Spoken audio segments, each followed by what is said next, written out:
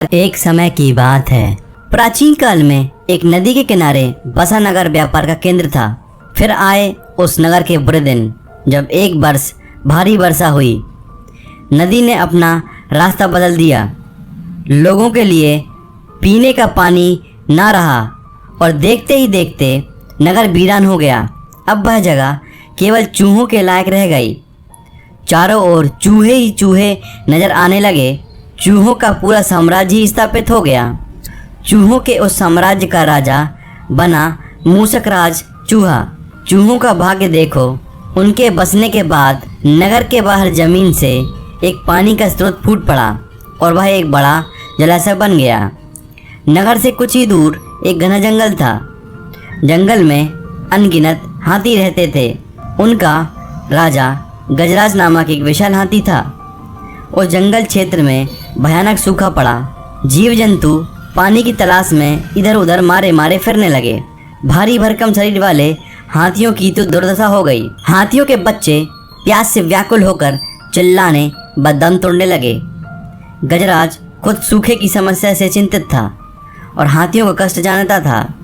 एक दिन गजराज के मित्र चील ने आकर खबर दी कि खंडहर बने एक नगर के दूसरी ओर एक जलाशय है। गजराज ने सबको तुरंत उस जलाशय की ओर चलने का आदेश दिया। सैकड़ों हाथी प्यास बुझाने डोलते हुए चल पड़े। जलाशय तक पहुंचने के लिए उन्हें खंडहर बने नगर के बीच से गुजरना पड़ा। हाथियों के हजारों पैर चूहों को रौंदते हुए निकल गए। हजारों चूहे मर गए। खंडहर नगर की सड़कें चूहों के खून मांस के कीचड़ से लथपथ हो गई। मुसीबत यहीं खत्म नहीं हुई। हाथियों का दल फिर उसी रास्ते से लौटा। हाथी रोज उसी मार्ग से पानी पीने जाने लगे। काफी सोचने विचारने के बाद मूसक राज के मंत्रियों ने कहा, महाराज, आपको ही जाकर गजराज से बात करनी चाहिए। वह दयालु हाथी है। मूसक राज हाथियों के वन में गया। एक बड़े पेड़ के नीचे गजराज खड़ा था। मूसक राज उसके सामने के बड़े पत्थर के ऊपर चढ़ा और गजराज को नमस्कार करके बोला। गजराज को मूसक राज का नमस्कार। हे महान हाथी, मैं एक निवेदन करना चाहता हूँ। आवाज गजराज के कानों तक नहीं पहुँच रही थी। दयालु गजराज उसकी बात सुनने के लिए नीचे बैठ गया और अपना एक कान पत्थर पर चढ़े मूसक राज के निकट ले जाकर बोला, नन्हे मियाँ, आप कुछ कह रहे थे, कृपया फिर से कहिए। मूसक राज बोला, हे गजराज, मुझे चूहा कहते हैं। हम बड़ी संख्या में खंडहर बनी नगरी में रहते हैं। मैं उसका मूसक राज हूँ। आपके हाथी रोज जलाशय तक जाने के लिए नगरी के बीच से गुजरते हैं। हर बार उनके पैरों तले कुचले जाकर हजारों चूहे मरते हैं। यह मूसक संहार बंद ना हुआ तो हम नष्ट हो जाएंगे। गजराज ने दुख भरे स्वर में कहा, मूसक राज, आपकी बात सुन मुझे बहुत शौक हुआ। हमें ज्ञान ही नहीं था कि हम इतना अनर्थ कर रहे हैं। हम नया रास्ता ढूंढ लेंगे। मूसक राज कृतज्ञता भरे स्वर में बोला, गजराज, आपने मुझ जैसे छोटे जीव की बात ध्यान से सुनी, आपका धन्यवाद। गजराज, कभी हमारी ज़रूरत पड़े तो याद जरूर कीजिएगा। गजराज ने सोचा कि यह नन्हा जीव हमारे किसी काम क्या आएगा, सो उसने केवल मुस्कुराकर मूसक राज को विदा किया।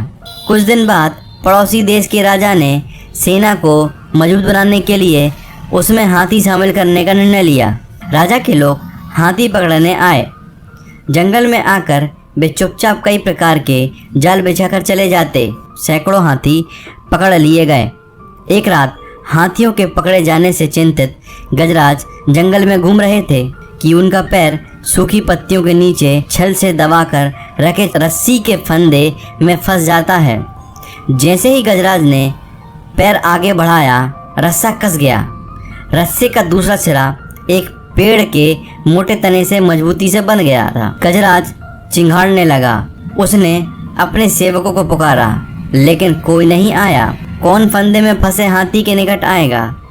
एक युवा जंगली भैंसा गजराज का बहुत आदर करता था। जब वह भैंसा छोटा था तो एक बार वह एक गड्ढे में जा गिरा था। उसकी चिल्लाहट सुनकर गजराज ने उसकी जान बचाई थी। चिंगाड़ सुनकर वह दौड़ा और फंदे में फंसे गजराज के पास पहुंचा। गजराज की हालत देख उसे बहुत धक्का लगा। वह चीखा, यह कैसा अन्याय है? गजराज बताइए क्या करूं? मैं आपको छुड़ाने के लिए अपनी जान भी दे सकता हूं। गजराज बोले, बेटा तुम बस दौड़कर खंडहर नगरी जाओ और चूहों के राजा मूसक राज को सारा हाल बताना। उससे कहना कि मेरी सारी आस टूट चुकी है। भैंसा अपनी पूरी शक्ति से दौड़ा दौड़ा मूसक राज के पास गया और सारी बात बताई। मूसक राज तुरंत अपने 20-30 सैनिकों के साथ भैंसे के पीठ पर बैठा और वो शीघ्र ही गजराज के पास पहुँचे। चूहे भैंसे की पीठ पर से कूदकर फंदे की रस्सी कुतरने लगे। कुछ ही देर में फंदे की रस्सी कट गई व गजराज आज़ाद हो गए। इस कहानी से हमें यह शिक्षा मिलती है कि आपसी सद्भाव व प्रेम सदा एक दूसरे के कष्ट को हर लेते हैं।